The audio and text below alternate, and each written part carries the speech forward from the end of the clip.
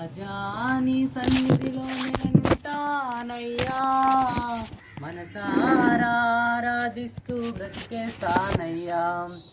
రాజా నీ సన్నిధిలో నేనుంటానయ్యా, మనసారా ఆరాధిస్తూ బ్రతికేస్తానయ్యా. నేనుండాలేనయ్యా, నే బ్రతకాలేనయ్యా, నేనుండాలేనయ్యా, నే బ్రతకాలేనయ్యా. నీవే లేకుండా నేనుండాలేనయ్యా, నీ తోడే లేకుండా నే బ్రతకాలేనయ్యా. నీవే లేకుండా నేనుండాలేనయ్యా, నీ తోడే లేకుండా నే బ్రతకాలేనయ్యా. రాజా నీ సన్నిధిలో నేనుంటానయ్యా, మనసారా ఆరాధిస్తూ బ్రతికేస్తానయ్యా.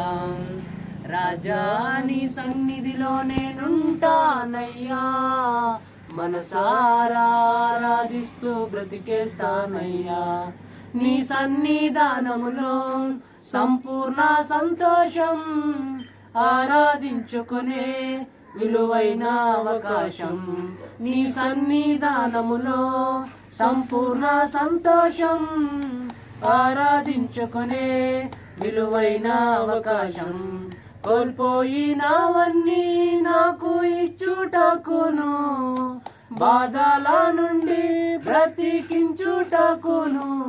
కోల్పోయినవన్నీ నాకు ఇచ్చుటకును, బాధల నుండి బ్రతికించుటకును.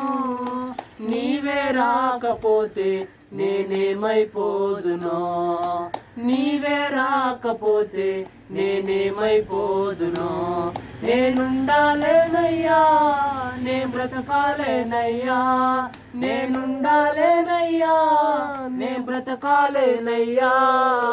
నీవే లేకుండా నేనుండాలేనయ్యా, నీ తోడే లేకుండా నే బ్రతకాలేనయ్యా. నీవే లేకుండా నేనుండాలేనయ్యా, నీ తోడే లేకుండా నే బ్రతకాలేనయ్యా. రాజా నీ సన్నిధిలో నేనుంటానయ్యా, మనసారా ఆరాధిస్తూ బ్రతికేస్తానయ్యా. రాజా నీ సన్నిధిలో నేనుంటానయ్యా, మనసారా ఆరాధిస్తూ బ్రతికేస్తానయ్యా. ఒంటరి పోరు నన్ను విసిగించిన, మనుషులెల్లరూ నన్ను తప్పు పట్టిన. ఒంటరి పోరు నన్ను విసిగించిన, మనుషులెల్లరూ నన్ను తప్పు పట్టిన. ఒంటరి వాడే 1000 మంది అన్నావు, నేనున్నానులే భయపడకు అన్నావు. ఒంటరి వాడే 1000 మంది అన్నావు, నేనున్నానులే భయపడకు అన్నావు. నేనంటే నీకు ఇంత ప్రేమ యేసయ్యా, నేనంటే నీకు ఇంత ప్రేమ యేసయ్యా. నేనుండాలేనయ్యా, నే బ్రతకాలేనయ్యా, నేనుండాలేనయ్యా, నే బ్రతకాలేనయ్యా. నీవే లేకుండా నేనుండాలేనయ్యా, నీ తోడే లేకుండా నే బ్రతకాలేనయ్యా. నీవే లేకుండా నేనుండాలేనయ్యా, నీ తోడే లేకుండా నే బ్రతకాలేనయ్యా. రాజా నీ సన్నిధిలో నేనుంటానయ్యా, మనసారా ఆరాధిస్తూ బ్రతికేస్తానయ్యా. రాజా నీ సన్నిధిలో నేనుంటానయ్యా, మనసారా ఆరాధిస్తూ బ్రతికేస్తానయ్యా. ఊపిరాగే వరకు నీతోనే జీవిస్తా, ఏ దారిలో నడిచినా నీ వెంటే నడిచొస్తా. ఊపిరాగే వరకు నీతోనే జీవిస్తా, ఏ దారిలో నడిపినా నీ వెంటే నడిచొస్తా. విశ్వానికి కర్త నీవే నా గమ్యము, నీ బాటలు నడుచుట నాకెంతో ఇష్టము. విశ్వానికి కర్త నీవే నా గమ్యము. నీ బాటల నడుచుట నాకెంతో ఇష్టము. నిన్ను మించిన దేవుడే లేడయ్యా, నిన్ను మించిన దేవుడే లేడయ్యా. నేనుండాలేనయ్యా, నే బ్రతకాలేనయ్యా, నేనుండాలేనయ్యా, నే బ్రతకాలేనయ్యా. నీవే లేకుండా నేనుండాలేనయ్యా, నీ తోడే లేకుండా నే బ్రతకాలేనయ్యా. నీవే లేకుండా నేనుండాలేనయ్యా, నీ తోడే లేకుండా నే బ్రతకాలేనయ్యా. రాజా నీ సన్నిధిలో నేనుంటానయ్యా, మనసారా ఆరాధిస్తూ బ్రతికేస్తానయ్యా. రాజా నీ సన్నిధిలో నేనుంటానయ్యా, మనసారా ఆరాధిస్తూ బ్రతికేస్తానయ్యా. దానియేలు గ్రంథము 2వ అధ్యాయము 37వ వచనం.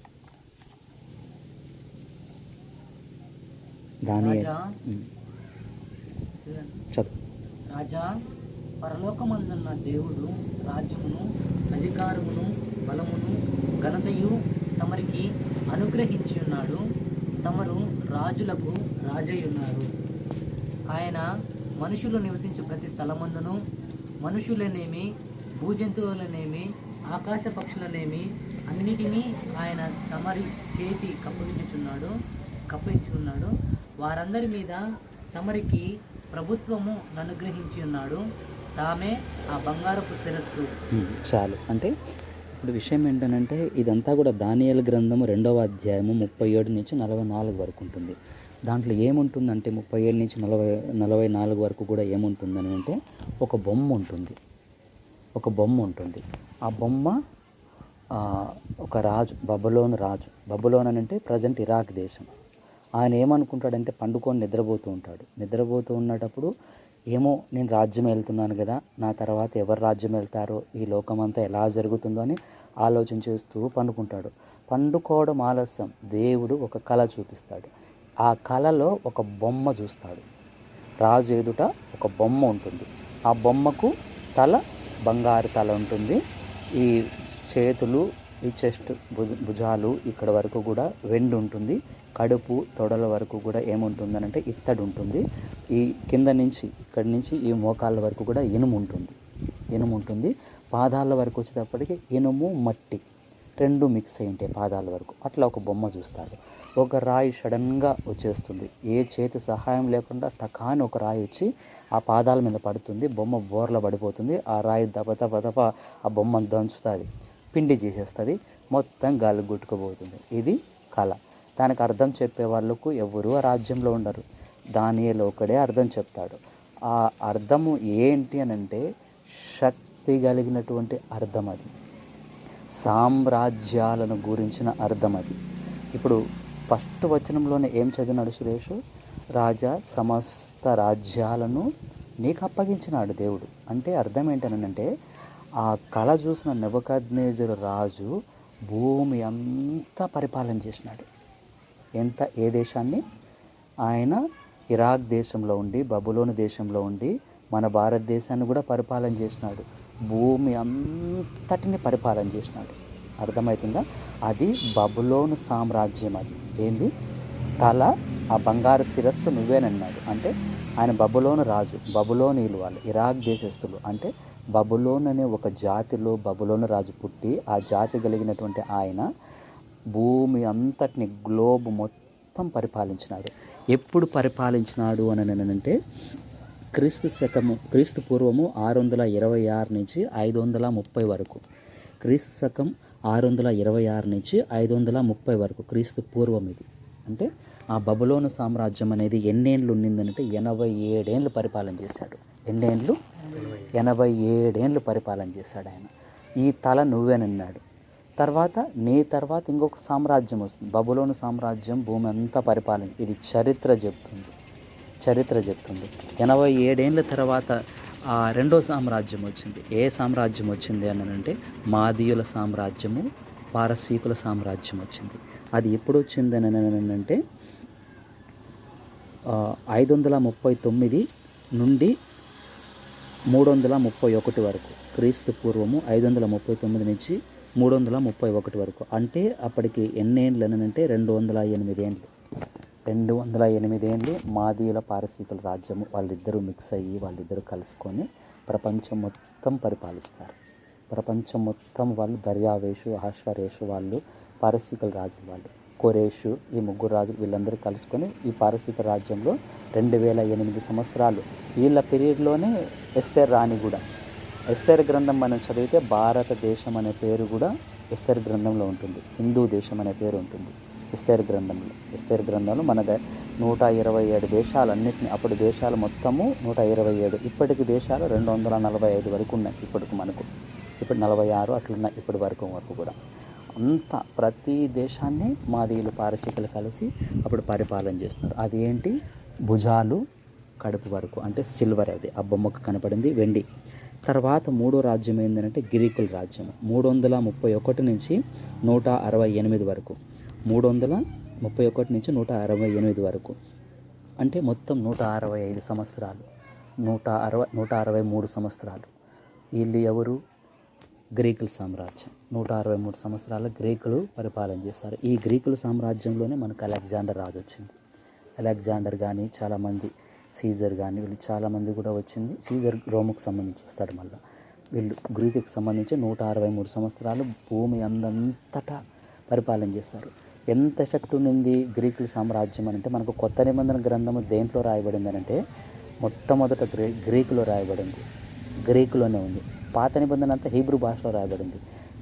కొత్త నిబంధన సువార్తలన్నీ కూడా గ్రీకులోనే. ఎందుకంటే ప్రపంచమంతా గ్రీకు సామ్రాజ్యం ఉంది, గ్రీకు భాష ఉన్నది. ఈవెన్ మనం మరియమ్మ అని పిలుస్తాం. మరియమ్మ అనే పేరు హీబ్రూ పదం కాదు, గ్రీకు పేరు. చాలామందికి తెలియదు. మరియమ్మ పేరు గ్రీకు పేరు. క్రీస్తు అనేది కూడా గ్రీకు పేరు. క్రీస్తు అనేది కూడా గ్రీకు పేరు. హీబ్రూ పదం ఏంటంటే మెస్సయ్య. మెస్సయ్య అనే పేరు. అంటే గ్రీక్ ఎఫెక్ట్ అనేది ప్రపంచం పైన అంతా ఉండింది. గ్రీకు సామ్రాజ్యం 163 సంవత్సరాలు వెళ్ళింది. తర్వాత వచ్చిన సామ్రాజ్యం ఏంటంటే రోమా సామ్రాజ్యం. క్రీస్తు పూర్వం 168 నుంచి క్రీస్తు శకము 476 వరకు, అంటే క్రీస్తు పూర్వం 168 నుంచి క్రీస్తు ప్రభు పుట్టక ముందు 168 ఏళ్ళ నుంచి క్రీస్తు ప్రభు పుట్టి చనిపోయి తర్వాత వరకు కూడా, యేసు ప్రభు పరలోకంకి వెళ్ళిపోయినాక 476 వరకు కూడా ఏముండింది, రోమా సామ్రాజ్యం పరిపాలించింది. యేసు ప్రభు పుట్టక ముందు 63 నుంచి స్టార్ట్ అయ్యి 400, యేసు ప్రభు పుట్టి చనిపోయి పరలోకంకి వెళ్ళి 476 వరకు కూడా రోమా సామ్రాజ్యం స్థాపించింది. అప్పటికి రోమా సామ్రాజ్యం ఎన్నేళ్ళు పరిపాలించిందనంటే 308 ఏళ్ళు. 308 ఏళ్ళు రోమా సామ్రాజ్యం భూమి అందంతటా పరిపాలించింది. ఈ రోమా సామ్రాజ్యం అనేది ఎలా కనిపిస్తుంది అని అంటే, అది ఇనుము అంటే మోకాళ్ళు, ఈ తొడల నుంచి మోకాళ్ళ వరకు ఇనుము. ఇన్ని ఏళ్ళు అది పరిపాలించింది. దీని తర్వాత పాదము, చేతి, కాళ్ళకున్న ఫింగర్స్, వేళ్ళు. ఇది ఎప్పటి నుంచి వచ్చిందంటే క్రీస్తు శకం 476 నుంచి ఈ రోజుటి వరకు. క్రీస్తు శకం 476కి రోమా సామ్రాజ్యం కూలిపోయింది ఇప్పటి వరకు. దానికి ఏం పేరు పెట్టారు అంటే యూరోపియన్ యూనియన్ రాజ్యాలు అని అంటారు. దీంట్లో ఒక భాగమే బ్రిటిష్ సామ్రాజ్యం. బ్రిటిష్ సామ్రాజ్యము భూమి అందంతటా పరిపాలించింది. బ్రిటిష్ వాళ్ళు మనల్ని ఒకప్పుడు పరిపాలించినారు, అర్థమవుతుందా? చాలా ఏళ్ళు మనల్నే కాదు చాలామందిని పరిపాలించినారు. ఈవెన్ పాలస్తీనాకు కూడా 1947లో పాలస్తీనాకు వాళ్ళు స్వతంత్రం ఇచ్చినారు. స్వతంత్రం వాళ్ళు ఇచ్చినారు. అమెరికా మాట్లాడి వాళ్ళకి ఇచ్చినారు. వాళ్ళ బ్రిటిష్ దాని నుంచి వాళ్ళు నడిపించినారు. అనేక దేశాలను బ్రిటిష్ వాళ్ళు ఏరినారు. అంటే ఇదంతా నేను ఎందుకు చెప్తున్నానంటే, ఆ రాజు కలిగినటువంటి కళ ఎలాంటిదని అంటే, ఏం జరగబోతుందో, నెక్స్ట్ ఎలాంటి సామ్రాజ్యం వస్తుందో చూపించాడు కదా. అలాంటి సామ్రాజ్యం వస్తుందని ఏ కళ అయితే దేవుడు నెబుకద్నెజరుకు చూపించాడో, ఆ కళను ఏలాగనైతే దేవుడు భావం తెలియజెప్పించినాడో, ఆ కళ భావం అంతా కూడా నెరవేరింది. ఆ బొమ్మ తల నుంచి పాదాల వరకు కూడా ఏమైందని అంటే నెరవేరుతూ వస్తుంది పరిపాలన చేసిన. అయితే ఇనుము, మట్టి కాళ్ళకు మిక్స్ అయ్యి ఇప్పుడు పాదాలలో మనం ఉన్నాం.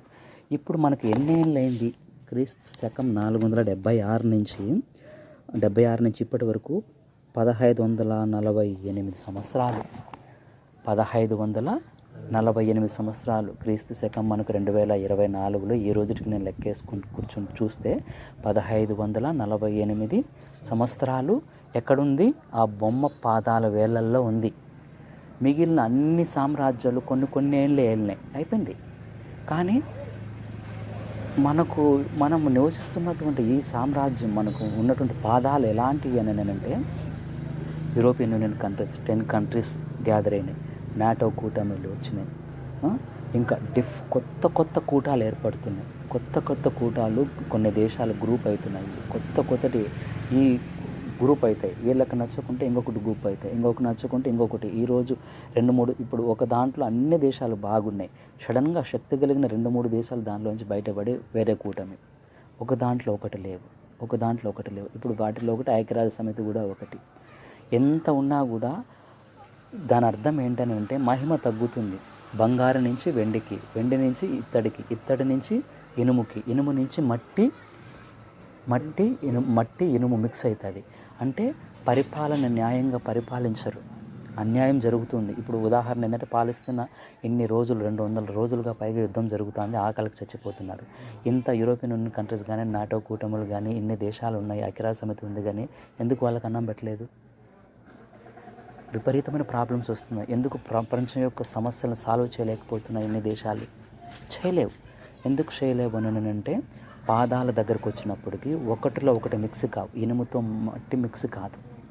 అర్థమవుతుందా? ఇనుముతో మట్టి మిక్స్ కాదు. రోజులు జరిగిపోయే కొద్దీ భూమి మీద అన్యాయం పెరుగుతుంది, పాపం పెరుగుతుంది. ఇది లేఖనాలు చెప్తున్నాయి. అన్యాయము పెరుగుతుంది, పాపం పెరుగుతుంది. కరాఖండితంగా నిఖచ్చిత కలిగినటువంటి పరిపాలన చేయగలిగిన రాజు ఎవడు రాడు. అర్థమవుతుందా? ఇంకొక విషయం ఏంటంటే, భూమి అంతటినీ నెబుకద్నెజరు పరిపాలించేస్తారు. పారసీకులు, మాదీయులు పరిపాలించేస్తారు, గ్రీకులు పరిపాలించేశారు, వీళ్ళు రోమీలు పరిపాలన చేశారు. తర్వాత డిఫరెంట్కి వచ్చేటప్పటికి ఏ ఒక్క మనిషి కూడా భూమిని మొత్తం పరిపాలన చేయలేదు. డివైడ్ అయిపోయినాయి, మొత్తం డివైడ్ అయిపోయినాయి. ఎందుకంటే ఇంకా ఎవ్వరు పరిపాలన చేయలేరు. ఎవరు పరిపాలన చేస్తారనంటే, అంత్యక్రీస్తు వస్తాడు. అంత్యక్రీస్తు 7 ఏళ్ళు పరిపాలన చేస్తాడు, అంతే.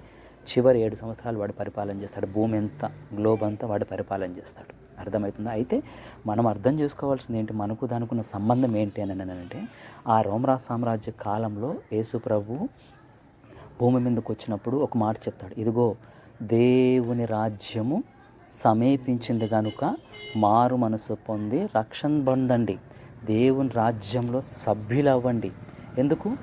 ఆ కళ పాదాల వరకు వచ్చి స్టాప్ అవ్వలేదు. ఒక రాయి వచ్చి పాదాల మీద కొడితే బొమ్మ బోళ్ళ పడిపోయి ఆ రాయి బొమ్మను దంచుతుంది. గాలి మొత్తం వచ్చి అదంతా కొట్టుకుపోతుంది. అప్పుడు రాయి రొంతు పెద్దదైపోతుంది. ఆ రాయి యేసు ప్రభు. మీరు ఆ 2వ అధ్యాయము దానియేలు గ్రంథము 3వ అధ్యాయం మీరు ఇంటికి వెళ్ళి చదివితే, ఆ భూరాజుల కాలంలో దేవుడు తన రాజ్యాన్ని స్థాపిస్తాడని దానియేలు నెబుకద్నెజరు రాజుతో అప్పుడే చెప్తాడు. క్రీస్తు పూర్వం అప్పుడు ఆ భూరాజుల కాలంలో దేవుడు తన రాజ్యాన్ని భూమి మీద స్థాపిస్తాడు. దేవుని రాజ్యము ఎప్పటి నుంచి స్టార్ట్ అయింది? దేవుడు తన రాజ్యాన్ని స్థాపించడానికని అంటే, యేసు ప్రభు పుట్టి తన సువార్తను చెప్పడానికి స్టార్టింగ్ నోరు తెరిచి, ఇదిగో దేవుని రాజ్యం సమీపమైందని ఏ రోజైతే ఆయన పలికినాడో ఆ రోజు నుంచి దేవుని యొక్క రాజ్యం అనేది విరివిగా స్థాపించబడడం, భూమి మీద స్థాపించబడడం జరిగింది. రోమా సామ్రాజ్య కాలంలోనే దేవుని రాజ్యం స్థాపన జరిగింది. అర్థమవుతుందా? తర్వాత యూరోపియన్ యూనియన్ కంట్రీస్ సంబంధించి బ్రిటిష్ కాలంలోనూ జరుగుతూ వస్తుంది. ఇప్పటి మన రోజుల్లో కూడా దేవుని రాజ్య స్థాపన జరుగుతూ ఉంది. ఇప్పుడు మనం ఉండేది ప్రజాస్వామ్యంలో మనం ఉన్నాం. ప్రజాస్వామ్యం, డెమోక్రసీ మనం ఉన్నామన్నమాట. ప్రజల చేత, ప్రజల కొరకు మనం ప్రజల్ని ఎన్నుకుంటాం, ఒక వ్యక్తిని. అర్థమవుతుందా? ఈ రోజుల్లో దేవుడు ఏం చేస్తున్నాడంటే, తన రాజ్యాన్ని స్థాపిస్తూ ఉన్నాడు. ఏంటి ఆ రాజ్యము? అసలు బాగా గమనిస్తే దాని అర్థం ఏంటనంటే, యేసు ప్రభువు భూమి మీద రాజుగా పరిపాలన చేస్తాడు.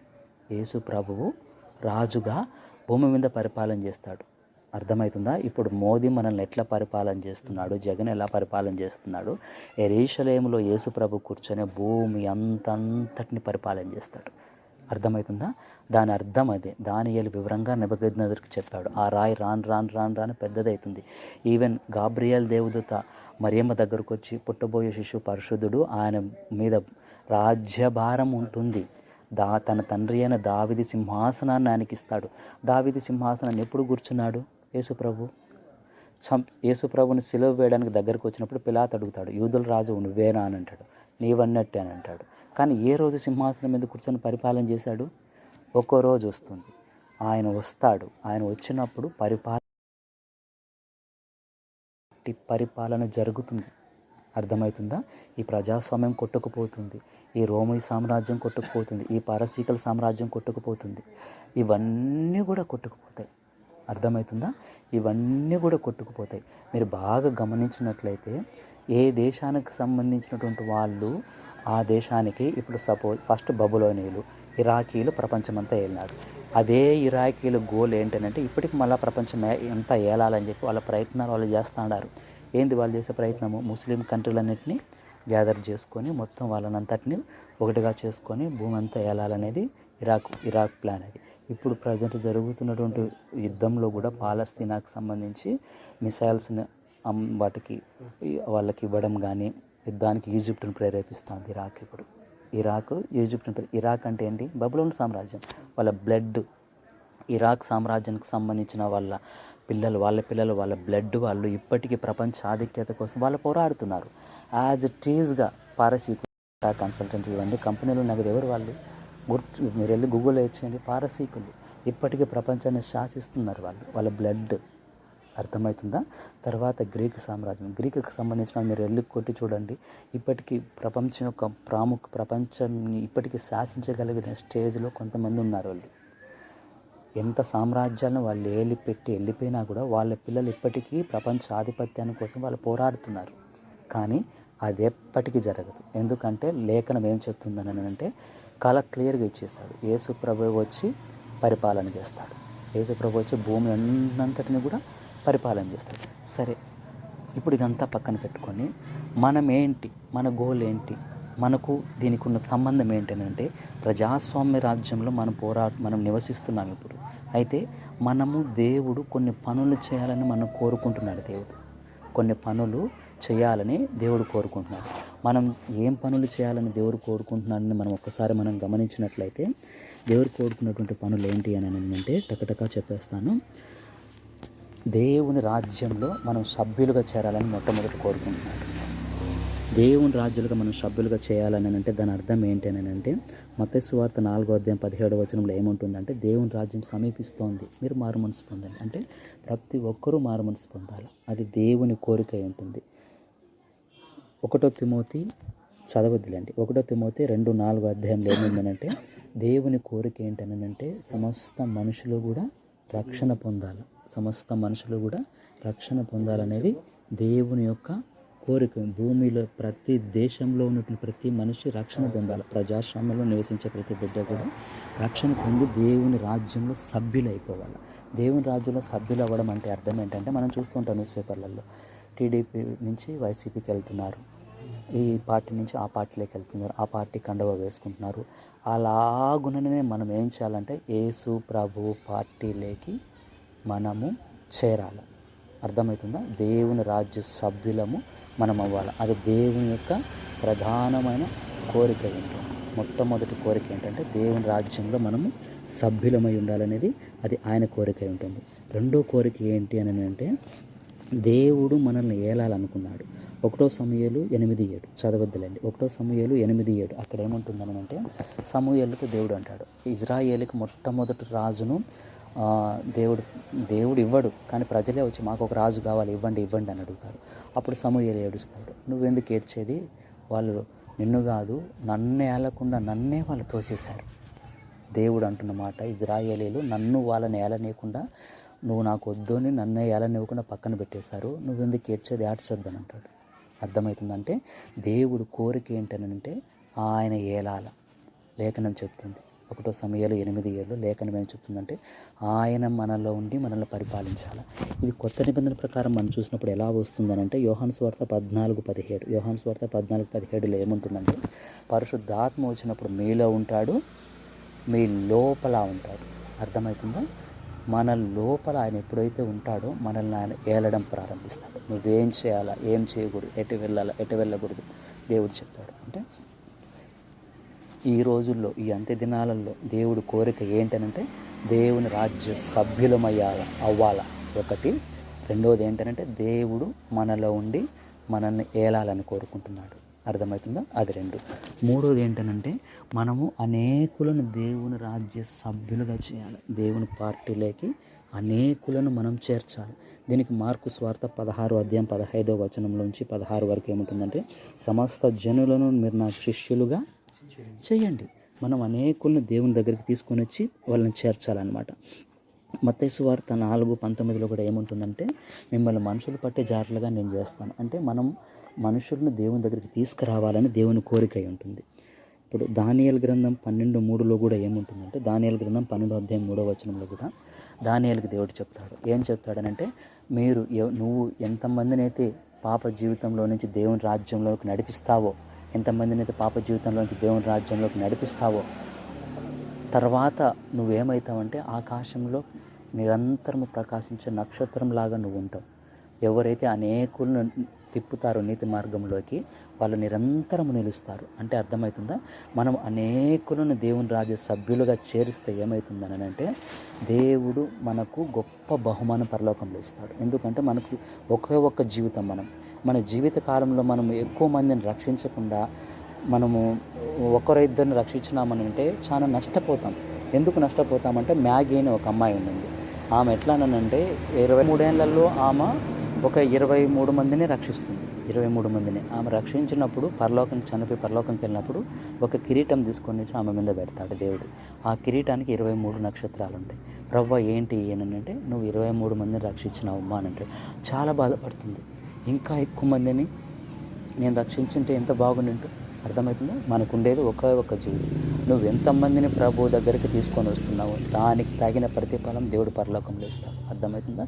దేవుని రాజ్య సభ్యత్వంలోకి అనేకులను మనం చేర్చాలి. ఎందుకు మనం చేర్చాలనంటే, యేసుప్రభు వస్తాడు, 1000 ఏళ్ల పరిపాలన భూమి మీద చేస్తాడు. ఆయనలో ఉండి సేవ చేసి పాస్టర్లు అందరూ చనిపోయినారు కదా ఇంతవరకు, తరతరాల వాళ్ళందరూ తిరిగి లేస్తారు. మొదటి పునరుద్ధానంలో వాళ్ళు పాల్గొంటారు. పాలు పొంది వాళ్ళు ఎంపీలు అవుతారు, వాళ్ళ కలెక్టర్లు అవుతారు, వాళ్ళ ముఖ్యమంత్రులు అవుతారు, వాళ్ళ ప్రైమ్ మినిస్టర్లు అవుతారు. నేను చెప్పింది అక్షరాల నిజం.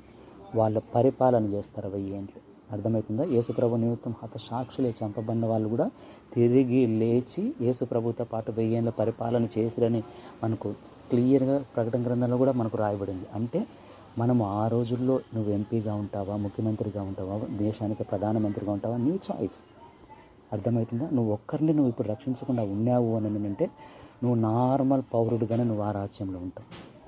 నార్మల్ పౌరుడుగా నీకు ఎటువంటి పదవి అనేది నీకు అక్కడ ఉండదు. అంటే దేవుని రాజ్యం కోసం మనం ఇప్పుడు కష్టపడాలా, మనం పని చేయాలనేది దేవుని కోరిక అయి ఉంటుంది. సరే, ఇప్పుడు మనం చేయాల్సిన కోరిక ఏంటనంటే, రాజుల కోసం మనం ప్రార్థించాలి. రాజుల కోసం మనము ప్రార్థించాలి. ఇది 4వ పాయింట్. రాజుల కోసం ప్రార్థించాలంటే తిమోతి రాసిన 2వ పత్రిక 2వ అధ్యాయం 3వ వచనం, 1 తిమోతి 2వ అధ్యాయం 3వ వచనంలో అందులో ఏముంటుందంటే, మీరు నెమ్మదిగా ఉండగలిగేటట్టు మనుషులందరి కోసము, రాజుల కోసము మీరు ప్రార్థన చేయండి. రాజుల కోసం ప్రార్థన చేయాలి. అపోస్తలుడైన పౌలు రాసేటప్పటికీ రోమా సామ్రాజ్యం ఉంది, అప్పుడు రాజులు ఉన్నారు. కానీ ఇప్పుడు మనకి ప్రజాస్వామ్యం కాబట్టి మనం ఎవరి కోసం ప్రార్థన చేయాలని అంటే, ప్రభువా మంచి వ్యక్తిని మీరు ఎన్నుకోండి, నీ చిత్తంలో ఉండే వ్యక్తిని మీరు ఎన్నుకోండి. ఆ ప్రార్థన మనం చేయాలి. అర్థమవుతుందా? నీ చిత్తంలో ఉండే బిడ్డను, రాజును మీరు ఎన్నుకోండి. మనమే అట్టి ప్రార్థన చేయాలని దేవుడు కోరుకుంటున్నారు. దేవుడు కోరుకున్నటువంటి మొదటి కోరిక ఏంటంటే, రాజ్యంలో సభ్యులు అవ్వాలి. తర్వాత దేవుడు మనల్ని ఏలాలి, 2వ పాయింట్. తర్వాత అనేకులను దేవుని రాజ్యంలోకి మనం చేర్చాలి. మళ్ళీ 4వ పాయింట్ ఏంటంటే, రాజుల కోసం, అంటే దేవుడు ప్రభువా ఎలక్షన్ రాబోతున్నాయి కదా, నీ చిత్తంలో ఉన్న ఆయననే రాజుగా, ముఖ్యమంత్రిగా ఎన్నుకోండి, ప్రధానమంత్రిగా ఎన్నుకోండి అని మనం ప్రార్థన చేయాలి. ఆ ప్రార్థన చేయకుండా ఉంటే ఏమవుతుందంటే, మనం ప్రాబ్లమ్స్ ఫేస్ చేస్తాం. మనం ఎప్పుడైతే ప్రార్థనలు చేస్తామో మన ప్రార్థనలను బట్టి దేవుడు ఎన్నుకుంటాడు. అందుకు వాళ్ళని గురించి మనము ప్రార్థన అనేది చేయాలి. సరే, ఇంకా ఏం కోరుకుంటున్నాడు అని అంటే, మనం ఇప్పుడు ఏమైతే కలిగి ఉంటున్నామో, ఏ నమ్మకాన్ని అయితే మనం ఇప్పుడు కలిగి ఉంటున్నామో, ఆ నమ్మకాన్ని మనం గట్టిగా పట్టుకోవాలి. అంతం వరకు కూడా మనకు కలిగిన దానిని గట్టిగా పట్టుకోవాలి. ఎందుకు మనం గట్టిగా పట్టుకోవాలి అని అంటున్నానంటే, ప్రకటన గ్రంథము 2వ అధ్యాయం 10వ వచనంలో ఏముంటుందంటే, నేను నీకు జీవకిరీటం ఇస్తాను, నీకు కలిగిన దాన్ని గట్టిగా పట్టుకుంటాడు. ప్రకటన 2:10, నీకు నేను జీవకిరీటం ఇస్తాను, నీకు కలిగిన దాన్ని గట్టిగా పట్టుకోనని అంటాడు. అంటే మనకు కలిగినది ఏంటి? యేసుప్రభు మన రాజు, మన పార్టీ యేసుప్రభు పార్టీ. ఆయన 1000 ఏళ్లలో పరిపాలన చేస్తారు. ఆ నమ్మకాన్ని మనం గట్టిగా పట్టుకున్నప్పుడు ఆయన రాజ్య సభ్యులం అవుతాం. మీకు అర్థమవుతుందో? యేసుప్రభు శిలువలో చనిపోయేటప్పుడు ఒక దొంగ ఒక మాట అంటాడు, యేసు నీ రాజ్యంలో వచ్చినప్పుడు నన్ను జ్ఞాపకం చేసుకోని అంటే, నేడే నువ్వు నాతో కూడా పరదేశంలో ఉంటావని అంటాడు. అంటే పరదేశం వేరు, రాజ్యం వేరు. రెండోసారి యేసుప్రభు రెండో రాకల్లో వచ్చినప్పటికీ అక్కడ కూడా ఆ దొంగ ఉంటాడు, ఆ రాజ్యంలో ఆ దొంగ ఉంటాడు. అర్థమవుతుందా? అది ఎంతో నిఖచ్చితమైనది. కాబట్టి మనకు కలిగిన దాన్ని గట్టిగా పట్టుకోవాలి. మనము అంత వరకు బాగా జాగ్రత్తగా ఉండి ఇన్నేళ్ళు దేవుని సేవలో ఉండి చివరికి వచ్చేటప్పటికి యేసు ప్రభువును వదిలేసి మన విగ్రహారాధనకి వెళ్ళిపోయి సరిగ్గా మనం సేవ చేయకుండా మనం ఉండి టకాన్ని చనిపోయినామంటే మనం ఏం అయిపోతాం? నరకంకి వెళ్ళిపోతాం. కాబట్టి మనకు కలిగింది చివరి వరకు గట్టిగా పట్టుకోవాలి. ఇది మనం గట్టిగా పట్టుకోవాలని దేవుని యొక్క 5వ కోరిక అయి ఉంటుంది. దీనికి సంబంధించి ప్రకటన 22:10-12 వరకు కూడా ఉంది. ప్రకటన 22వ అధ్యాయం 10-12 వరకు కూడా మనకు కలిగింది నువ్వు గట్టిగా పట్టుకో, నేను త్వరగా వస్తున్నానని దేవుడు చెప్తాడు. గట్టిగా పట్టుకోమని చెప్తాడు. ఈ దానియేలు గ్రంథం 12వ అధ్యాయము 13వ వచనంలో కూడా నీకు అంతవరకు నిలకడగా ఉండు. 12:13లో అంతవరకు దానియేలు నువ్వు నిలకడగా ఉండు. ఎవరైతే నిలకడగా ఉంటారో వాళ్ళు దేవుని బహుమానాన్ని వాళ్ళు పొందుకుంటారు. సరే, చివరిగా దేవుని కోరిక ఏమైంటుందంటే 6వ పాయింట్ ఏంటంటే, ఇప్పుడు ఈ రాజ్యం ప్రజాస్వామ్యంలో మన ఓటును సరైన వ్యక్తికి వేయాలి. ఇది చివరి పాయింట్. సరైన వ్యక్తికి మన సరైన వ్యక్తికి మనం ఓటు వేయాలనంటే, చంద్రబాబు నాయుడు ఏమన్నాడంటే, మీకు బైబిల్ పార్టీ కావాలన్నా భగవద్గీత పార్టీ కావాలని అన్నాడు. కాబట్టి పాస్టర్లకు డబ్బులు ఇవ్వడం వేస్ట్ అని అంటున్నాడు. వీళ్ళు ముస్లిమ్స్ వాళ్ళు బీజేపీ వాళ్ళు ఏమంటున్నారు, ముస్లిమ్స్కు 4% రిజర్వేషన్ వద్దు అంటున్నారు. మణిపూర్లో ఇంతమందిని సుమారుగా దగ్గర 700-800 చర్చిలను కాల్చి పడేసినారు బీజేపీ వాళ్ళు. అయినా కూడా ఏం పట్టించుకోలేదు. దాని గురించి ఒక్క మాట రాజుగా ఉన్న పొజిషన్లో ఆయన మాట్లాడడం లేదు. ఈ వరకు మాట్లాడలేదు. మొన్న రీసెంట్గా కూడా ముస్లింకి సంబంధించి ఇది కాంగ్రెస్ మేనిఫెస్టోని చూసి ఏమన్నాడంటే, ఇది ముస్లిం మేనిఫెస్టో అన్నాడు. ఒక రాజు పొజిషన్లో అటువంటి మాటలు మాట్లాడకూడదు. దేవుని కోరిక ఏమై ఉంటుందంటే, సరైన వ్యక్తికి మనం ఓటు వేయాలి. అర్థమవుతుందా? ప్రజాస్వామ్యాన్ని ఏదైతే బలపరుస్తాయి. ఈ వాక్యం అడికైపోయింది. ఇది మీకు ఎంతవరకు అర్థమైందో నాకైతే తెలియదు, వీళ్ళకి సరిగ్గా అర్థం కాకపోవచ్చు. కానీ వాస్తవం ఇది. చదువుకున్న వాళ్ళు మీకు అర్థమైంటుంది. కాబట్టి దేవుని చేతుల్లో రాజులు ఉంటారు. దేవుడికి ఇప్పుడు ఆదికాండంలో ఒక మాట ఉంటుంది, పెలేగ్ అనే ఆయన రోజుల్లో భూమి దేశాలుగా విభాగించబడింది అని ఉంటుంది. అంటే భూమిని చేసింది దేవుడు, దేశాలుగా విభజించింది దేవుడు. ఇదంతా ఎవరికి నచ్చుతుందో ఆ రాజుగా దేవుడే ఏర్పాటు చేస్తాడు. మనం కొలిసే యేసు ప్రభు మామూలు దేవుడు కాదు. ఎవరు ఏ దేశానికి రాజుగా ఉంటారో దేవుడు నిర్ణయిస్తాడు. అంత శక్తి కలిగిన వాడని చెప్పి మనం మర్చిపోకూడదు. అది గుర్తు చేసుకోవాలి.